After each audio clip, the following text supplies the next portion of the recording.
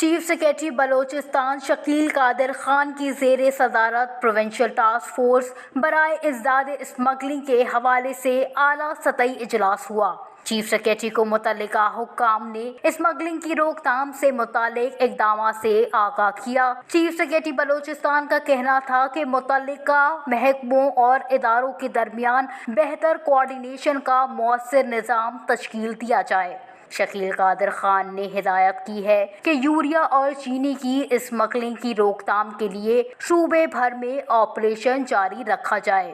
Smuggling سے صوبے اور ملک کی معیشت پر منفی اثرات مرتب ہو رہے ہیں۔ اسمگلنگ کی وجہ سے قیمتوں میں اضافے سے عوام کی مشکلات بڑھ رہی ہیں۔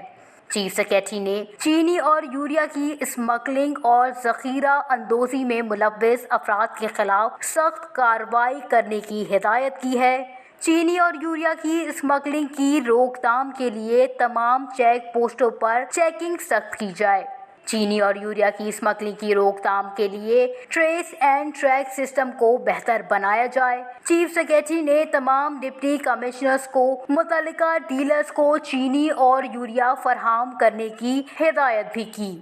شکیل قادر خان کا مزید کہنا تھا کہ چینی اور یوریا سمیت اشیاء ضروریہ کی سرحد پار اسمگلنگ کسی صورت برداشت نہیں کریں گے۔ جو لوگ اس غیر قانونی کام سے منسلک ہیں اور اس میں سہولت کار ہیں، ان کے خلاف سب سے پہلے کارروائی عمل میں لائی جائے۔ وفاقی اداروں اور صوبائی حکومت کو اس ضمن میں مل کر کام کرنا ہوگا۔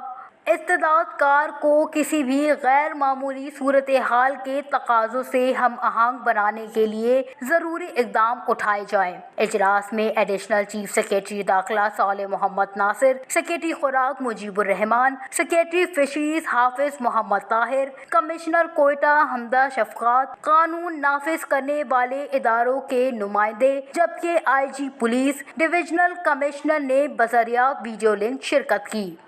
وش نیوز کوئٹہ۔